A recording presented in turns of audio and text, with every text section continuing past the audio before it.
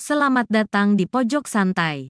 Sebelum Anda mendengarkan audiobook ini, kami menginformasikan bahwa channel ini adalah review audio dari buku yang ada di Indonesia. Untuk membaca keseluruhan buku ini, kami menyarankan membeli buku aslinya di toko buku kesayangan Anda, baik offline maupun online. Keberadaan channel ini dimaksudkan untuk membantu Anda mendapatkan pengetahuan dari buku-buku kesayangan Anda.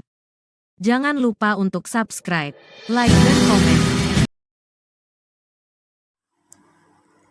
Selamat datang di Pojok Santai, channel khusus yang membahas komik dan novel dengan cara asyik.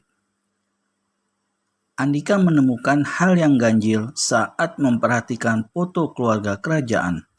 Secepatnya, dia menyelidiki dan merumuskan solusi untuk masalah begal ireng. Apa kira-kira solusi yang dirumuskan Andika?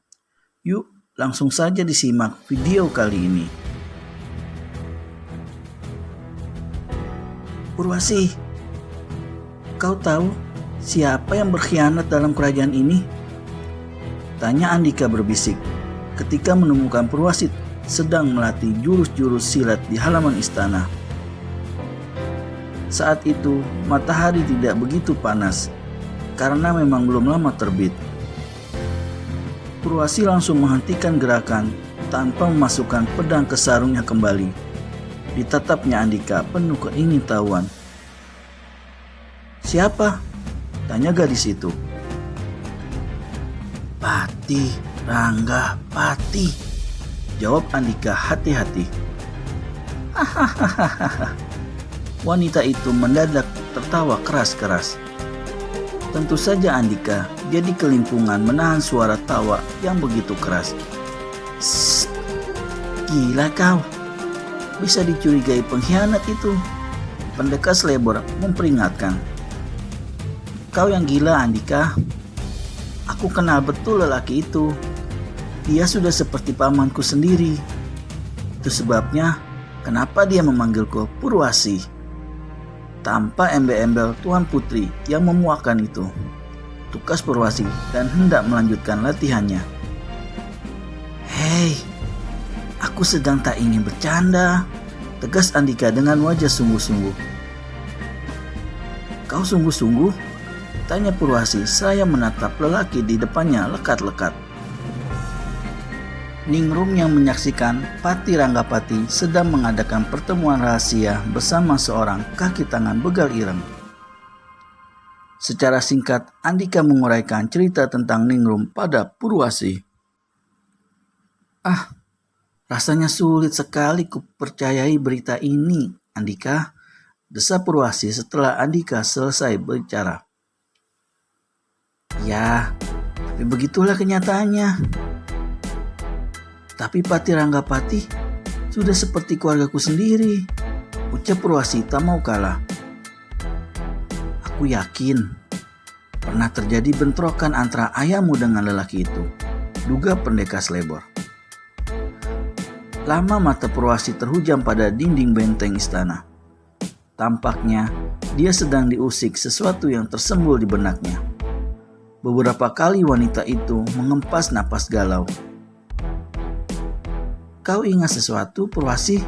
usik Andika. "Iya, Pati Ranggapati memang pernah bersengketa dengan ayahku.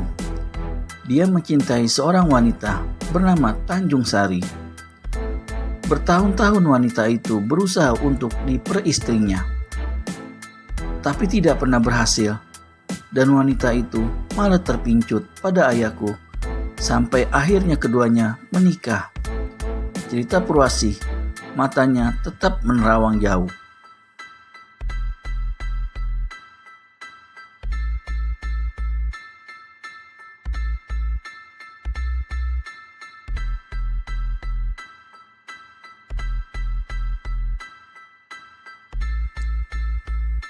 "Wanita itu ibumu?"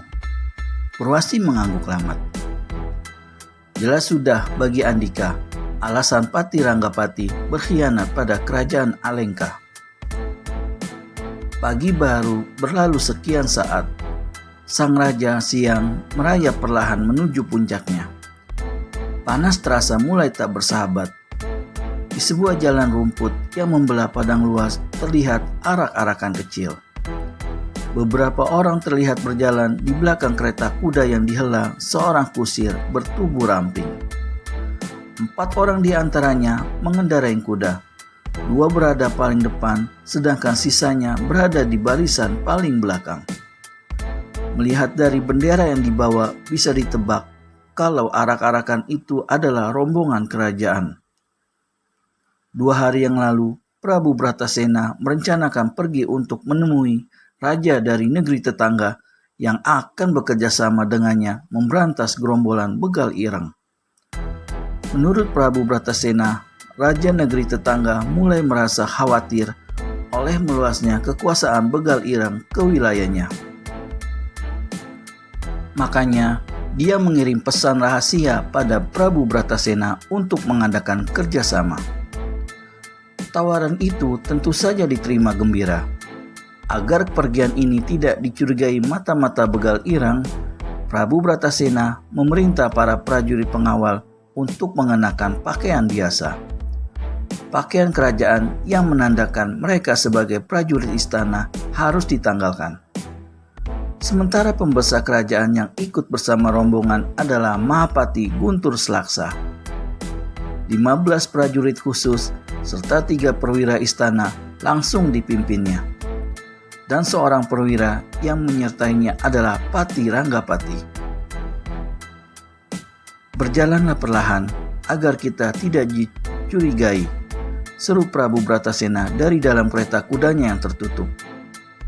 Mudah-mudahan pengkhianat kerajaan tidak mengetahui rencana kita. Tapi, apakah benar begitu? Makin seru dan bikin penasaran ya kisah pendekar Slebor ini. Daripada makin penasaran gak karuan, buruan subscribe dan tekan tombol lonceng untuk mendapat notifikasi video terbaru dari kami. Terima kasih dan sampai bertemu kembali.